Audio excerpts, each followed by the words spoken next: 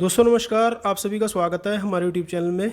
आज हम बात करेंगे कल्चरल एंड एजुकेशन राइट के बारे में, संस्कृति और शिक्षा संबंधी अधिकार। ये आपका 5वां फंडामेंटल राइट है। इसके बाद आपका 6वां फंडामेंटल राइट जो आर्टिकल 32 है, संवैधानिक उपचारों का अधिकार, वो बचेगा। इसके पहले के जो फंडामेंटल राइट है वो मैं आपको करवा चुका हूँ।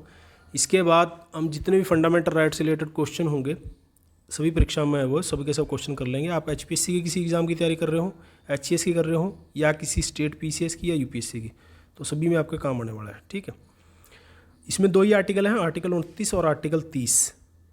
ये आर्टिकल 29 है, ये देख सकते हैं आप। संस्कृति और शिक्षा संबंधी अधिकार, कल्चरल एंड एजुकेशनल राइट, ये माइनॉरिटी से संबंधित है। माइनॉरिटी के बारे में एक बात बता दूं मैं, माइनॉरिटी की जो बात है, अल्पसंख्यक वर्ड है जो, इसको संविधान में कहीं भी परिभाषित नहीं किया गया, कहीं भी डिफाइन नहीं कर रखा है इसके बारे में। ठीक है, हालांकि सुप्रीम कोर्ट ने समय समय पर इसके बारे में व्याख्याएं दी हैं। तो आर्टिकल 29 है जो protection of interest of minorities, अल्पसंख्यक वर्गीय हितों का संरक्षण।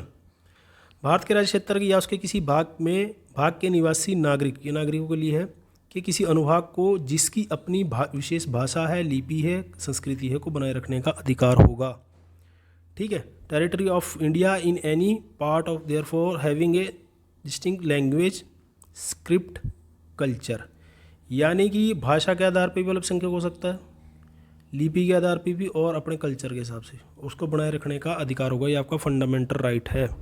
ठीक है, यानी कि अगर कोई भाषा है, कोई लैंग्वेज है, किसी बहुत छोटे एरिया में बोली जाती है, ठीक है, कोई लिपि है जिससे हम, जैसे कि हमारी जो हिंदी है वो देवनागरी में लिखी जाती है। ठीक है, और जो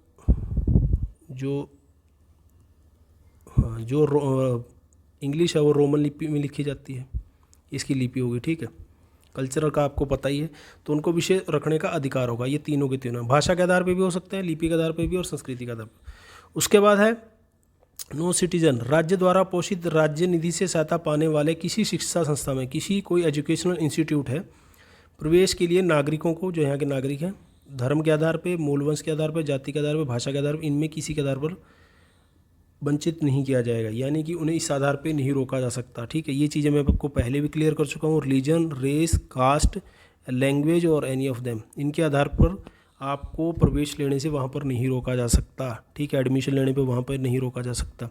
अगर कोई ऐसा इंस्टीट्यूट, एजुकेशनल इंस्टीट्यूट है जो राज्य से ऐड प्राप्त करता है, राज्य से सिर्फ ऐड मिलती है, ठीक है, तो वो डिनाई नहीं कर सकता ऐड। ये देखिए, स्टेट ऑफ रिसीविंग ऐड, वहाँ पर आपको धर्म के आधार पे, आप किसी भी धर्म के हो, हिंदू हो, मुस्लिम हो, सिख हो, ठीक है, मूल वंश के आधार पर, इसके आधार पर, जाति की, कास्ट के आधार पर, मूल वंश उसका वर्ग के रूप में हो गया, और भाषा के, लैंग्वेज के आधार पे, या इनमें से किसी के आधार पर आपको एडमिशन से नहीं रोका जा सकता। ये दो यहाँ पर क्लियर, ये आर्टिकल की क्लॉज दोनों के दोनों मैंने क्लियर कर दिया यहाँ पर आपके। उसके बाद है आपका आर्टिकल 30।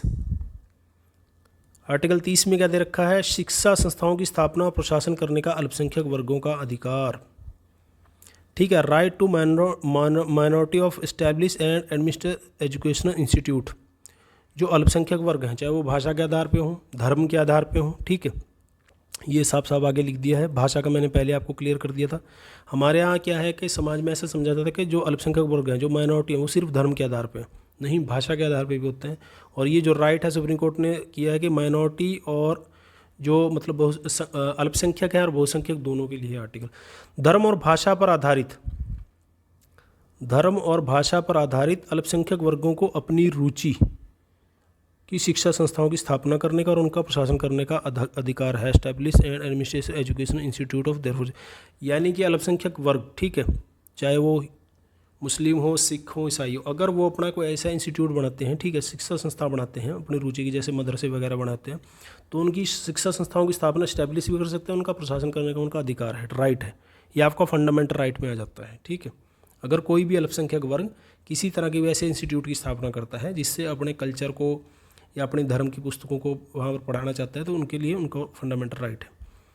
इसके क्लॉज 1 खंड 1 में निर्दिष्ट अल्पसंख्यक वर्ग द्वारा स्थापित प्रशासित शिक्षा संस्था में संपत्ति का अनिवार्य अर्जन के संबंध में, ये उसके बारे में है कि अगर वहाँ गवर्नमेंट वहाँ से कोई एक्वायर करती है, ठीक है, उसकी ज़मीन को, अल्पसंख्यक वर्गों के शिक्षा संस्था है वहाँ की, उसकी किसी संपत्ति को अर्जित करती है, एक्वायर करती है ज़मीन को, तो उससे इतना मुआवजा उसको देना पड़ेगा कि वो निराकृत ना हो जाए, मतलब कि वो इंस्टीट्यूट ख़त्म ना हो जाए, एक तरह से उसको इतनी पेमेंट आपको देनी पड़ेगी। जो आप ज़मीन रिक्वायर करते हैं, जो उसकी वैल्यू है, ठीक है, जो उसकी वैल्यू है, आपको पूरा का पूरा मुआवजा उतना आपको देना पड़ेगा। और ऐसा नहीं होगा कि आप किसी इंस्टीट्यूट को नुकसान पहुंचाने के लिए ऐसा कर दें, उसको उसकी ज़मीन भी रिक्वायर कर लें और उसकी वैल्यूएबल जो संपत्ति है या जो पैसा है, जो वैल्यू दी जाएगी, वो भी ना दें। तो ये उसके लिए। उसके बाद सेकंड है इसमें क्लोज, शिक्षा संस्थाओं को सहायता देने में राज्य शिक्षा संस्था के विरुद्ध इस आधार पर विभेद नहीं करेगा कि वे धर्म या भाषा पर आधारित किसी अल्पसंख्यक वर्ग के प्रबंध में हैं। यानी कि जो स्टेट है, ठीक है, वो ग्रांटेड वो ऐड देने में एजुकेशन इंस्टीट्यूट को इस आधार पे कोई डिस्क्रिमिनेशन उसके अगेंस्ट नहीं करेगा।